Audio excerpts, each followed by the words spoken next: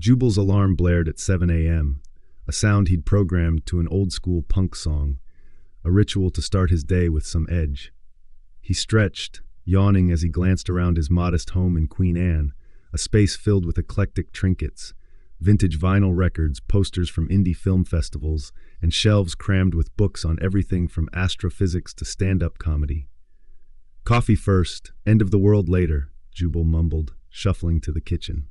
He brewed a strong French press and settled on his worn-out couch, flipping through his phone. Social media was its usual mix of memes, political rants, and pet videos. But one post caught his attention. "Outbreak in South Seattle. Stay indoors." "Outbreak? Great.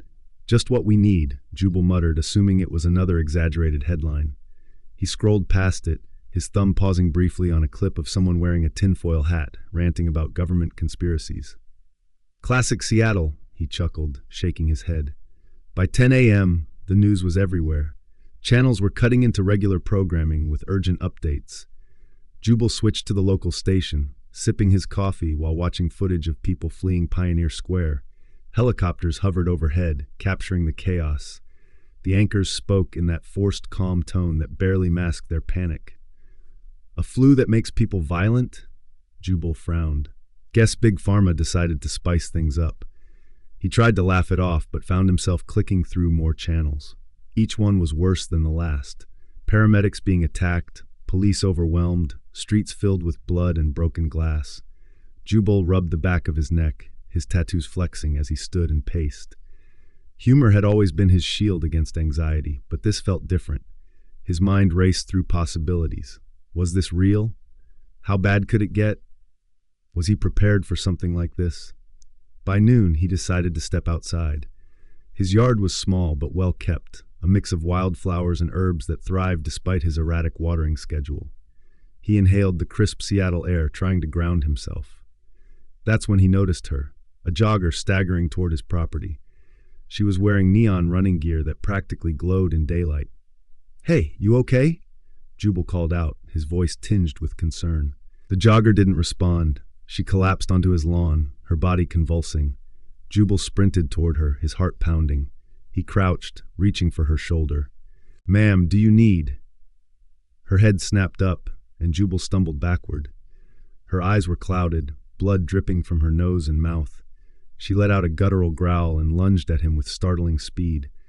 Jubal scrambled to his feet, bolting toward the garden shed. He slammed the door shut just as she reached it, her body thudding against the wooden frame. Inside, he searched frantically, grabbing the first thing he saw, a rusty shovel. "This isn't how I thought I'd die," he muttered, gripping the handle tightly. When the door creaked open, the jogger charged. Jubal swung with all his strength, the shovel connecting with her temple. She crumpled to the ground, motionless. Jubal stood there, chest heaving, staring at the bloodied shovel in his hands. "Well," he said aloud, "guess cardio's canceled today." He dragged her body to the curb, unsure of what else to do. As he washed his hands in the kitchen sink, the gravity of the situation began to sink in. This wasn't an isolated incident. The news reports and the jogger's behavior all pointed to something much bigger. Jubal turned off the faucet and stared out the window. Across the street, his neighbor, Mrs. Hanson, stood in her driveway, staring blankly at nothing. Her head tilted at an odd angle, and her arms dangled limply at her sides. "Oh no," Jubal whispered. He grabbed his phone and tried dialing 911, but the line was busy. Next, he tried calling his sister, Lena, who lived across town. "Come on, pick up," he muttered. Her voicemail clicked on. "Lena, it's me. I don't know what's happening, but it's bad. Call me when you get this, and stay inside. Seriously." As the evening wore on, Jubal found himself pacing the living room. He wasn't a handyman, and fortifying his house wasn't an option. Instead, he gathered what supplies he could, snacks, water, his trusty baseball bat, and tried to devise a plan. The sounds outside grew louder, distant sirens, screams, and occasional gunshots. Jubal sat on the couch, gripping the bat tightly. "Okay," he said to himself, "stay calm, stay cool, and for the love of God, don't do anything stupid." Before going to bed, he scrawled a note to himself in his journal. Day 1, don't panic, keep moving. Figure it out. He closed the notebook and whispered to the empty room, "Let's see what fresh hell tomorrow brings." Jubal stirred awake to the dim light of dawn filtering through his blinds. His sleep had been shallow and restless, his dreams haunted by flashes of the jogger's vacant, bloodshot eyes. He stayed in bed for a moment, staring at the ceiling, willing the day to start differently.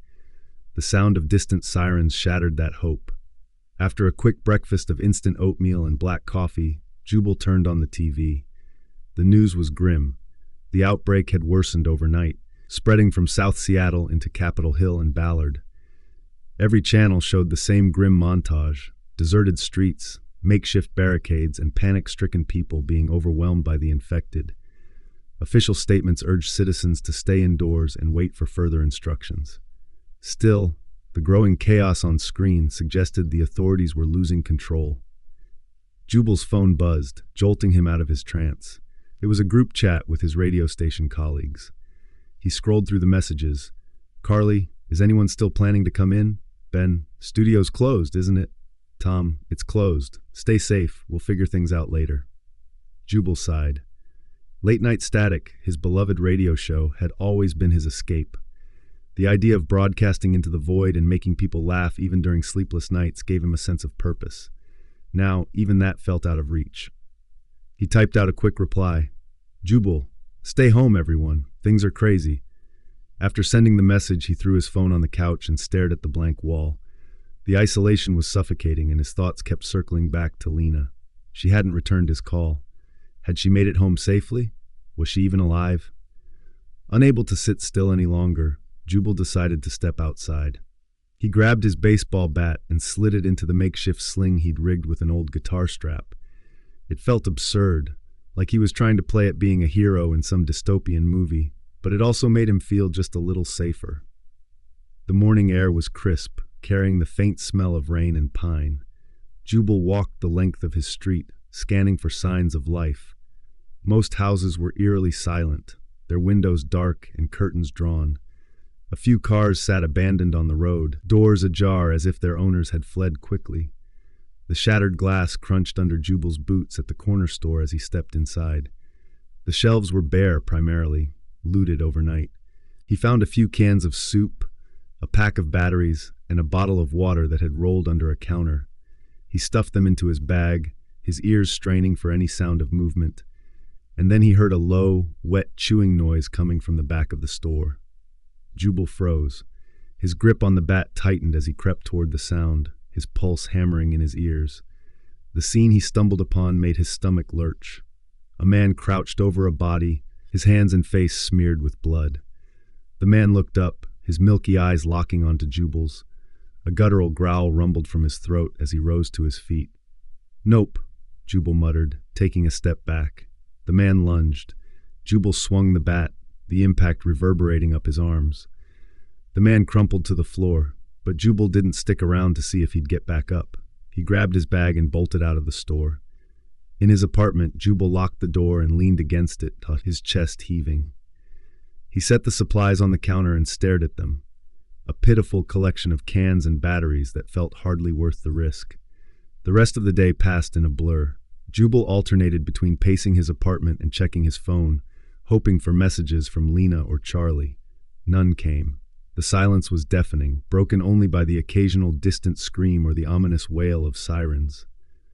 By nightfall, the city was cloaked in darkness. Jubal sat on the couch, the bat resting across his knees. His heart ached for connection, for someone to tell him he wasn't alone in this nightmare. But the reality was sinking in. He was on his own. As the hours dragged on, Jubal scrawled another note in his journal. Day 2. Stay alive. Keep moving. Find Lena. It was still dark when Jubal woke up, his stomach gnawing at itself. Hunger had a way of dragging him into reality faster than any alarm clock. The stale air in the apartment smelled faintly of sweat and despair, the scent of a man slowly losing his mind. He dragged himself off the couch, muttering, "Breakfast of champions, despair and last night's regrets." He rifled through the few cans he'd grabbed the day before, settling on a sad-looking can of peaches. Popping the lid open, he tilted it back, the sickly sweet syrup hitting his tongue. "I'm living the dream," he said to the empty room. "A bachelor's paradise."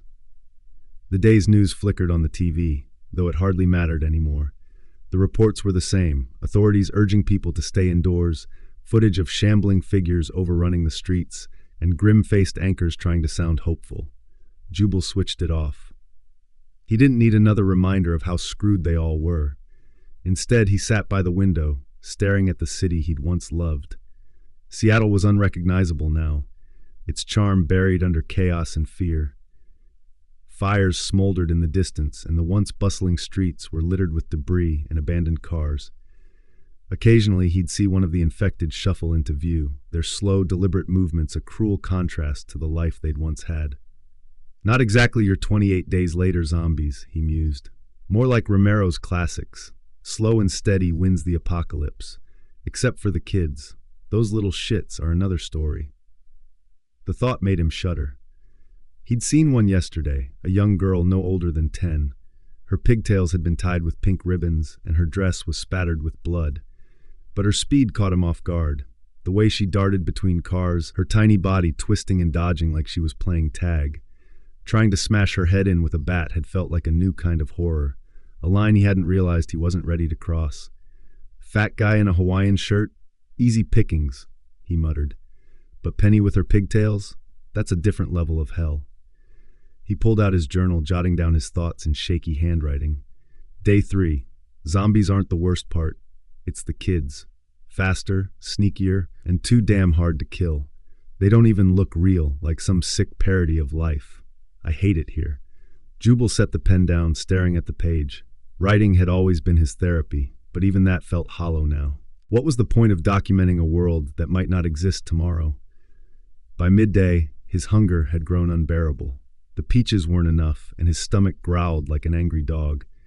He knew he had to make another supply run. Sitting here wasn't going to magically make food appear, but the thought of stepping outside again made his skin crawl.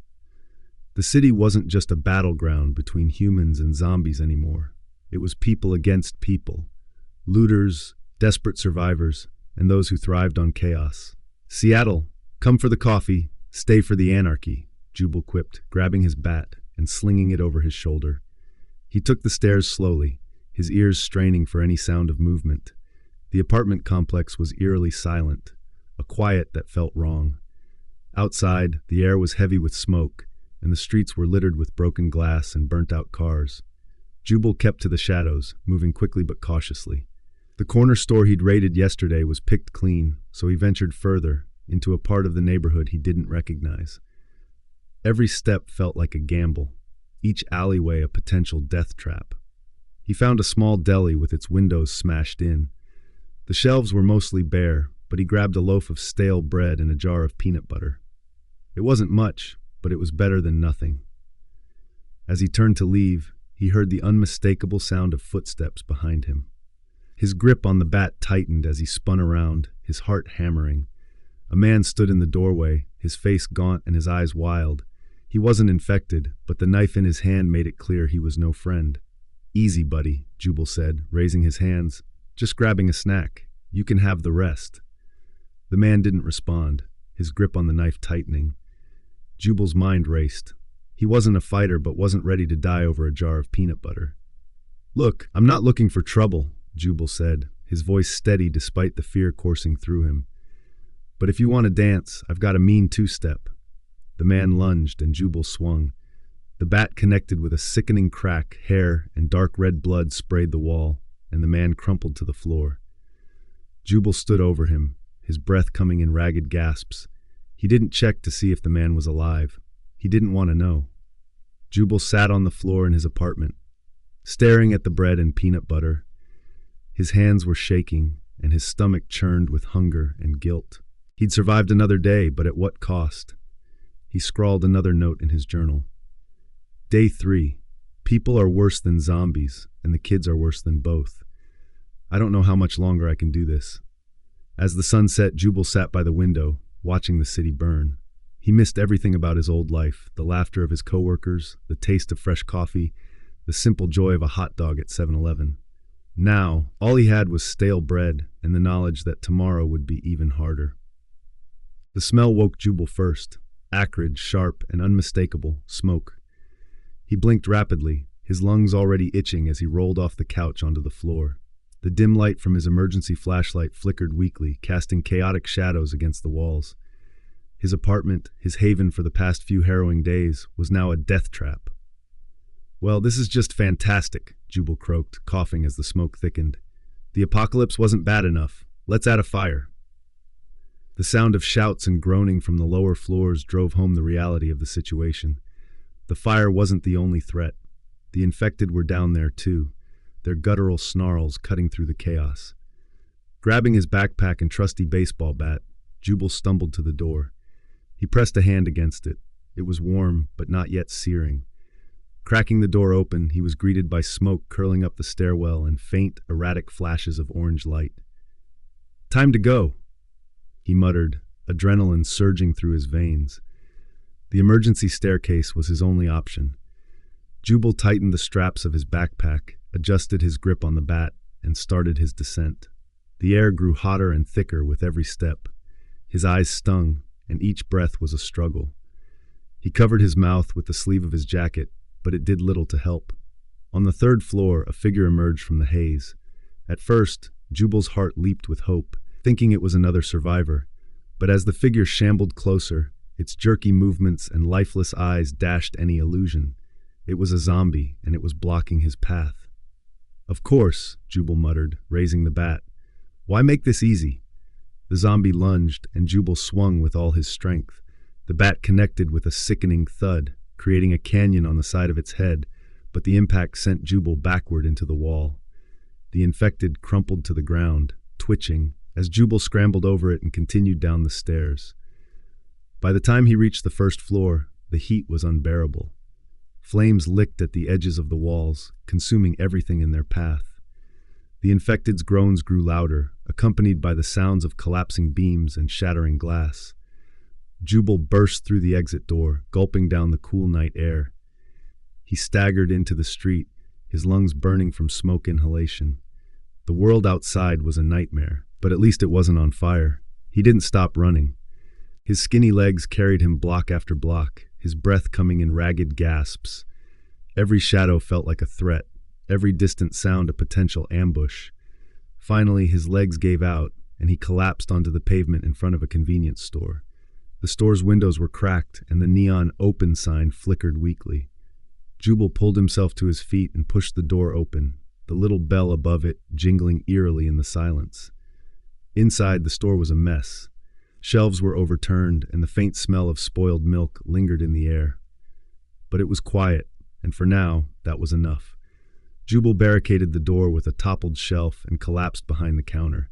His chest heaved as he tried to catch his breath. His throat burned, his muscles ached, and his head pounded from the combination of smoke and exhaustion. He sat in the darkness, gripping his bat tightly. The quiet was unsettling, but he welcomed it. For the first time since the fire, he allowed himself to think. His apartment was gone. Everything he'd built to survive the apocalypse, his supplies, his makeshift safe haven, was now ash. "Guess I'm moving," he said to no one, his voice hoarse. Always wanted a change of scenery. The dark humor didn't make him feel better. He thought of the other tenants in the building, people he'd barely known but who had still shared this nightmare with him. How many had made it out? How many were now part of the growing horde? Jubal wiped his eyes with the back of his hand. Though he wasn't sure if the wetness was from tears or the lingering sting of smoke, he leaned back against the counter, staring at the cracked ceiling. Lost the apartment, fought a zombie, almost died in a fire, ended up in a 7-Eleven knockoff. He closed his eyes, gripping the bat like a lifeline. The quiet wouldn't last, and he knew it. But for now, he let himself rest, the flickering neon sign outside casting faint shadows over his battered, weary form. The flickering beam of his emergency flashlight danced across the empty shelves and debris-strewn floor of what had once been a convenience store. Jubal's backpack sat against a wall, its contents meticulously organized. First aid kit, water purification tablets, a multi-tool, and the dwindling remains of his food supply. Each item represented a lifeline, a calculated move in the endless survival game. For a moment, he missed the radio broadcasting at his old job. At least back then, the listeners didn't try to eat you. A crash outside froze him mid-thought. He crept to the window, hiding his silhouette from whatever lurked beyond the cracked glass. His breath slowed as he peered out, scanning the shadows for movement. A figure shuffled past. It wasn't human anymore, not really. Its gait was uneven, every step accompanied by a sickening flesh scrape against the pavement. Jubal had learned the signs: jerky movements, clouded eyes, and an aura of decay that hung in the air like a fog. Romero's zombies were alive and shambling and didn't need speed to kill. They needed numbers. But it wasn't just the slow ones he feared. The kids. They were something else entirely. Jubal closed his eyes, forcing himself to focus. He couldn't afford to spiral. He scribbled a note in his journal. Day 4. Inventory stable. Water low. Avoid main streets. Too many infected. Kids are still the worst. He leaned back, the rough texture of the wall grounding him. Memories of Penny flashed unbidden in his mind. She darted at him like a small, fast, and impossibly agile predator.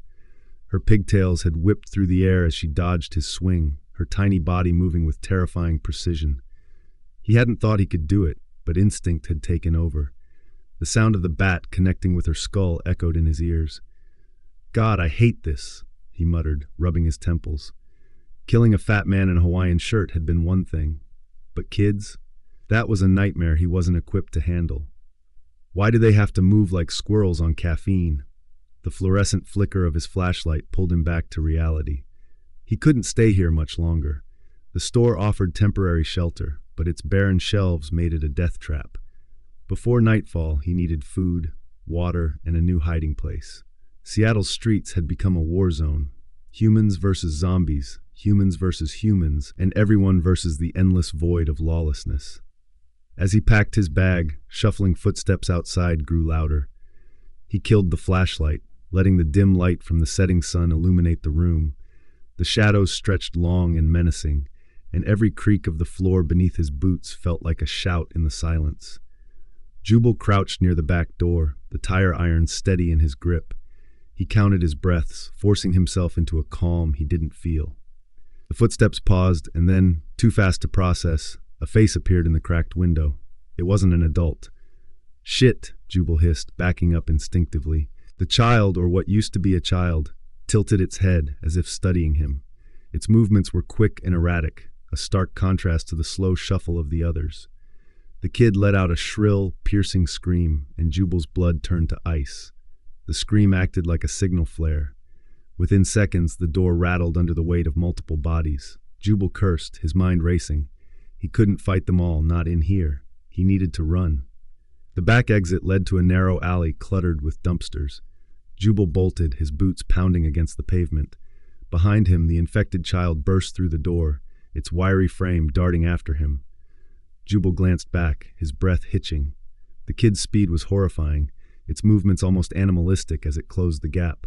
"Come on, Jubal," he muttered to himself. "You've outrun angry exes before. You can do this." He turned sharply, grabbing a loose piece of rebar from the ground. When the kid lunged, he swung with everything he had. The rebar connected, sending the small body sprawling to the ground. But the child wasn't done. It scrambled to its feet, snarling, and lunged again. "Stay down, damn it!" Jubal shouted, swinging again. This time the blow hit the side of its head, and the child collapsed, motionless. Jubal staggered back, panting. His hands shook as he stared at the small, broken form. He wanted to feel relief, but all he felt was hollow.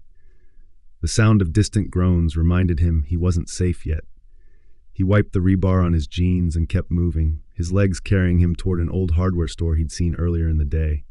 If he could reach it, he might find supplies, batteries, tools, maybe even food. The streets were eerily quiet as he moved, his senses on high alert.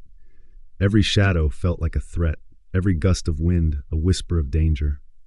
He reached the hardware store just as the last light of day faded. The door was locked, but a broken window provided a way in. Jubal climbed through, wincing as the glass scraped his jacket. Inside, the store was a mess. Shelves had been overturned, and tools lay scattered across the floor. Jubal grabbed a flashlight and tested it. The beam flickered to life, and he breathed a sigh of relief. He added it to his bag with a handful of batteries and a roll of duct tape. In the back, he found a break room with a small fridge.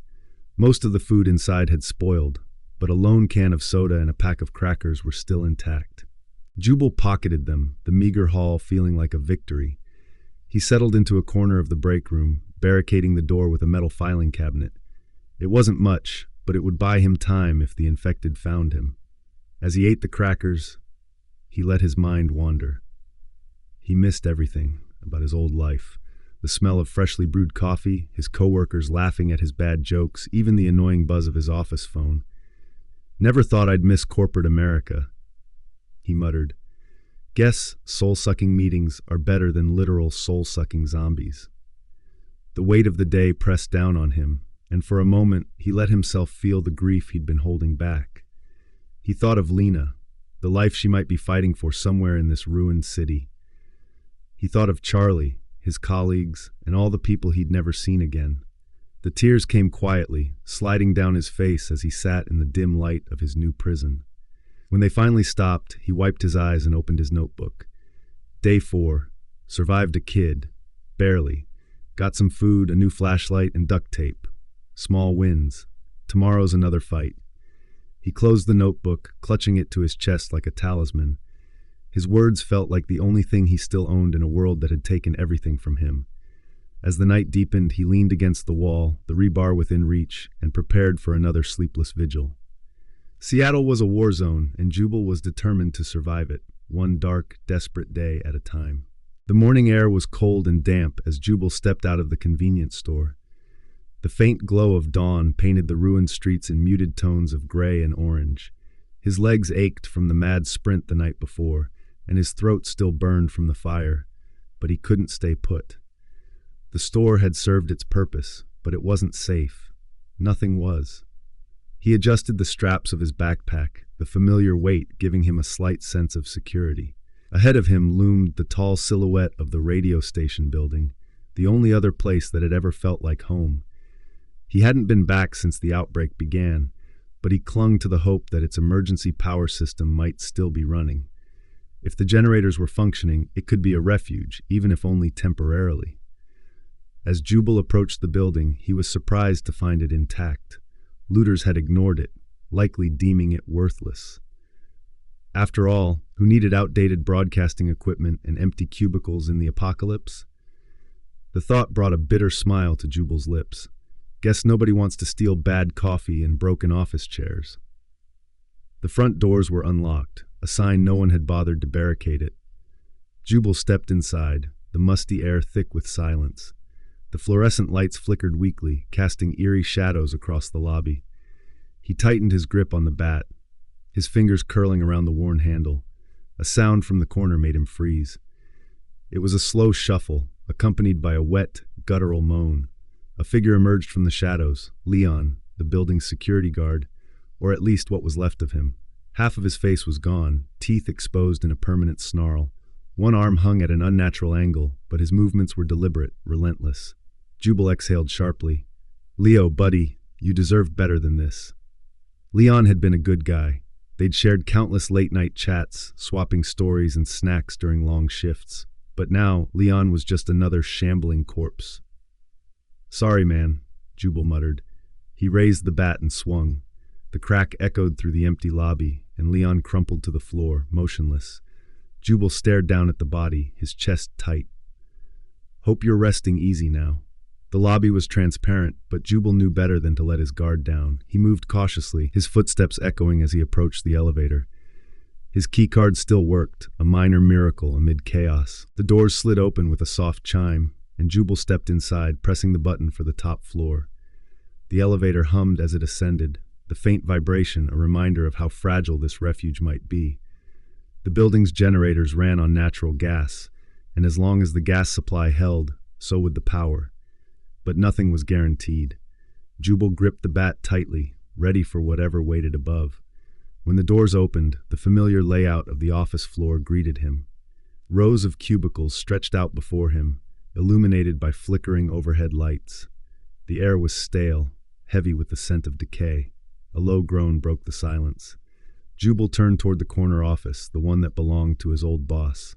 He and the guy had never seen eye to eye. Jubal's humor and irreverence had always rubbed the man the wrong way, and he'd made no effort to hide his disdain. "If that fat guy's a zombie, this might actually be cathartic," Jubal muttered. The lights flickered again, plunging the room into momentary darkness. A figure emerged from the shadows when they returned, shambling between the cubicles. Its skin was gray and mottled, its eyes lifeless and white. The sight sent a chill down Jubal's spine. "All right, let's do this," he said, raising the bat.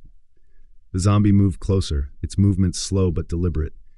Jubal waited until it was within striking distance, then swung with all his might. The bat connected with a sickening crack, sending the zombie's head snapping backward. It crumpled to the floor, its lifeless eyes staring at nothing. Jubal leaned against a desk, catching his breath. "Guess that's one way to settle our differences," he muttered, glancing toward the corner office. It was empty, the boss nowhere to be seen. Figures he'd even dodged death. He spent the next hour securing the floor. A filing cabinet blocked the emergency exit, and he wedged a table into the elevator door to keep it from moving. Once satisfied that the floor was safe, he made his way to the broadcasting room. It was tucked away at the end of the hall, its heavy doors a comforting barrier against the outside world. Inside, the room was almost exactly as he'd left it. The equipment was intact, and the microphone was still perched on the desk like a relic from a forgotten life. Jubal ran a hand over the console, memories flooding back. This had been his sanctuary, where he'd spun music and shared stories with a city that now felt like a ghost town. "Looks like it's just you and me now," he said to the empty room. The hum of the generators was faint but steady, a reminder that the building still had power for now. Jubal opened the mini-fridge in the corner, half expecting to find it empty. Instead, he found a bottle of water and a slightly stale sandwich. "Dinner of champions," he said with a dry laugh. As he ate, he thought about his next move. The station was secure for now, but it wouldn't last forever. Supplies were limited, and the generators could only run as long as the gas supply held. Still, it was better than the streets. A noise from the hallway made him freeze. It wasn't the groan of the infected, but something else. Footsteps. Human footsteps. Jubal grabbed his bat and crept to the door. He opened it cautiously, peering into the dimly lit hall. Two figures stood at the far end, their faces illuminated by the flickering lights. For a moment, Jubal's heart soared. "Carly? Ben?" The figures turned, their expressions a mix of relief and exhaustion. Carly, one of the producers, looked like she'd been through hell. Her clothes were torn, and her face was smudged with dirt. Ben, one of the station's techs, clutched a crowbar, his hands trembling. "Jubal?" Carly's voice cracked. "I can't believe it's you." "Believe it," Jubal said, lowering the bat. "Welcome to my fortress of solitude." The three of them moved into the broadcasting room, shutting the door behind them. For the first time in days, Jubal felt a flicker of hope. He wasn't alone anymore. Together, they had a chance to survive. As they sat together sharing the stale sandwich and water, Jubal couldn't help but smile. The world outside was still a nightmare, but they had each other for now. And that was enough. The buzz of the office lighting provided a faint backdrop as Jubal stepped cautiously onto the quiet office floor. He adjusted the bat in his hand, the weight familiar now, a necessary extension of himself in this unforgiving world. The flickering lights above cast long shadows, making every corner seem alive and unnervingly hostile. Rows of cubicles stretched before him, once filled with the hum of conversations, the tapping of keyboards, and the faint smell of burnt coffee. Now they were tombstones of a life that felt impossibly far away. The air smelled faintly of mildew and metal, a sharp tang that made his stomach turn. Jubal moved slowly, his boots barely sounding on the carpeted floor. He paused at every noise, every creak of the building settling, his heart racing in anticipation of what might be lurking. A rustling sound to his left made him freeze. The bat tightened in his grip, his knuckles whitening as he turned toward the noise. His muscles tensed, ready to strike. A figure emerged slowly from the shadows, human-shaped, but Jubal knew better than to assume it was friendly. His breath caught in his throat. "Jubal?" The voice was hoarse but unmistakable. Relief surged through him like a flood. "Carly?" he said, lowering the bat slightly but keeping it in hand. He stepped closer, his eyes adjusting to the dim light. Carly stood there, disheveled but alive. Her hair was tangled, her clothes torn and stained, but her eyes were clear and unmistakably human.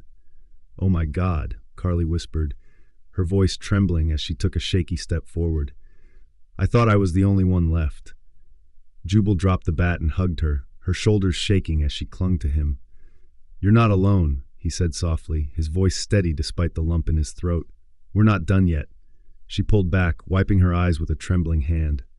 "Ben's here too," she said. "He's in the broadcasting room, trying to get the system running." Jubal's heart lifted for the first time in days. "Let's go." They found Ben hunched over the console, his fingers rapidly tapping the controls with the kind of focus Jubal remembered from late-night troubleshooting sessions. His glasses were cracked and his shirt was streaked with dirt, but his expression was determined. The glow of the monitors illuminated his face, highlighting the dark circles under his eyes. "Still talking to yourself, I see," Jubal said, a grin tugging at the corners of his mouth. Ben's head snapped up, his eyes widening in shock before shifting to relief.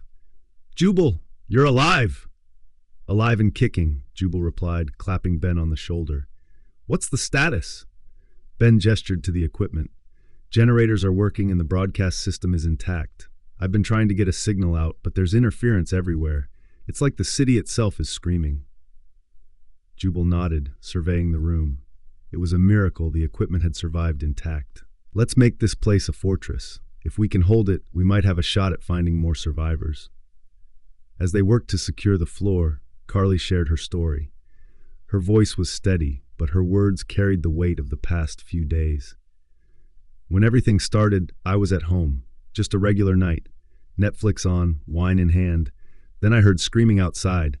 I thought it was some drunk guy, but it didn't stop." Jubal paused from wedging a desk against the elevator doors. "When did you realize it wasn't just city chaos?" "When I saw my neighbor," Carly said, her voice breaking. "He was tearing into his wife, just eating her. I grabbed my car keys and drove, didn't even pack a bag, just left." Jubal placed a hand on her shoulder. "You did what you had to do. You're here. That's what matters." Ben chimed in, his tone somber. "I was here when it started. The news was coming quickly, but no one knew what was happening. By the time I realized, the streets were already full of them. I locked myself in the server room for 2 days." Jubal let out a low whistle. 2 days? What did you eat?" Ben cracked a weak smile. "Some stale chips and half a bottle of soda. Not exactly gourmet, but it kept me alive." "Hey, survival's survival," Jubal said, shaking his head. "We're all here, and that's what counts." With the floor secured, the three turned their attention to the broadcast system. Jubal slid into his old chair, the microphone in front of him, a familiar presence. For a moment, he hesitated, the weight of the world outside pressing down on him. But then he flicked the switch, and the console lit up. "Seattle," Jubal said, his voice steady despite the emotions surrounding him. "This is Late Night Static, broadcasting live from downtown. If you're out there and listening, you're not alone. We're here." Ben adjusted the frequency, ensuring their signal was as straightforward as possible. Carly leaned into another mic, her voice soft but firm. "We're broadcasting from downtown Seattle. If you're nearby, if you need help, we're here. Let us know you're out there." Later that night, the three sat together in the break room, sharing their meager rations. The weight of the day hung heavy in the air, but there was a flicker of hope for the first time in a long while. "We're going to make it," Jubal said, his voice resolute. "One day at a time." The buzz of the lights continued overhead, a constant reminder that they still had a lifeline for now. The buzz of the office lights was the only sound as Jubal leaned back in his chair, exhaustion etched into every line of his face. It had been 3 days since their first broadcast, and the airwaves had brought hope and dread. Survivors had reached out, voices crackling through the static with stories of desperation and small triumphs. But not everyone they reached was looking for a lifeline. Carly paced the floor, her arms crossed tightly across her chest. "That last message didn't sound right," she said, her voice low. The way he asked about supplies, it felt off. Ben adjusted his cracked glasses, his eyes scanning the frequency log. "We've been lucky so far, but you're right. Not everyone out there is looking to help or be helped." Jubal exhaled sharply, rubbing his temples. "We can't undo the broadcast. If they know we're here, we've got to be ready. Let's secure everything we can. If it goes south, we have to be ready to run." It started at dusk. A low rumble echoed through the streets below, the unmistakable sound of engines. Jubal peered out from the broken blinds, his stomach twisting as he spotted a convoy of trucks rolling into view. The vehicles stopped abruptly, their headlights casting long beams across the darkened streets. Figures emerged, heavily armed and moving with practiced efficiency. These weren't desperate survivors, they were raiders. "They're here," Jubal said, his voice grim. Carly joined him at the window, her face pale. "How did they get here so fast?" "Doesn't matter," Ben said, tightening his grip on his carried crowbar. "What matters is how we stop them." Jubal turned to face them, his expression hardening. "We hold them off for as long as we can. If they breach the floor, we head to the basement and find a way out." The first attack came swiftly. The raiders entered the building, smashing through the lobby doors easily.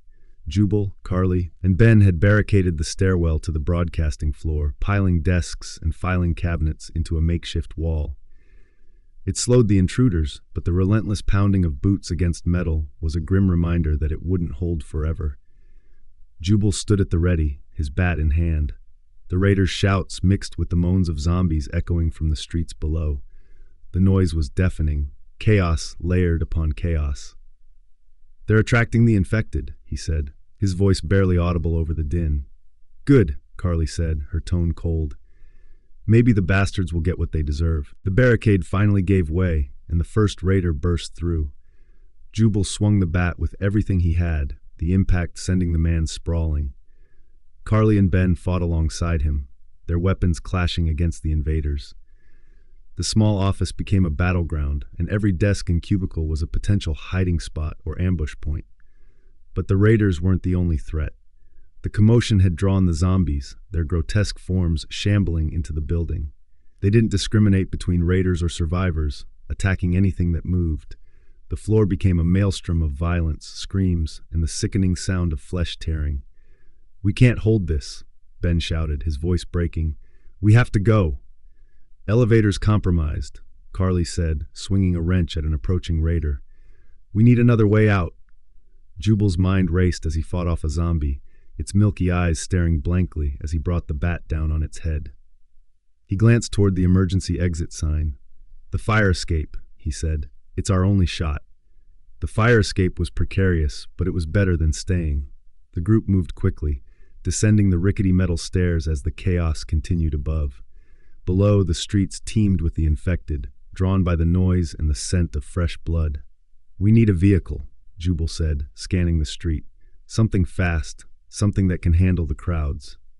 Ben pointed to a delivery truck parked a block away, its back doors ajar. "That might work." "Might?" Carly shot back, her voice dripping with sarcasm. "Great, let's stake our lives on might." "Got a better idea?" Jubal said, already moving toward it. They fought through the horde, using every ounce of strength and adrenaline to push forward. Jubal swung his bat like a madman, clearing a path as Carly and Ben followed close behind. The truck's cab was unlocked, and Jubal scrambled inside, fumbling for the keys. His heart sank when he realized the ignition was empty. "Ben, check the back!" Jubal shouted. Ben climbed into the truck's cargo area, rummaging through the scattered supplies. Moments later, he held up a keyring, his face lighting up. "Got it!" Jubal snatched the keys and jammed them into the ignition. The engine roared to life, and Carly jumped into the passenger seat as Ben slammed the back doors shut. Jubal floored the gas pedal, the truck lurching forward as it plowed through the horde. Bodies thudded against the metal, but the vehicle held steady. The city faded behind them as they sped north, the glow of fires and the sounds of chaos growing distant. The three of them sat silently, the adrenaline slowly giving way to exhaustion. Jubal gripped the steering wheel tightly, his knuckles white. "Canada," Carly said softly, breaking the silence.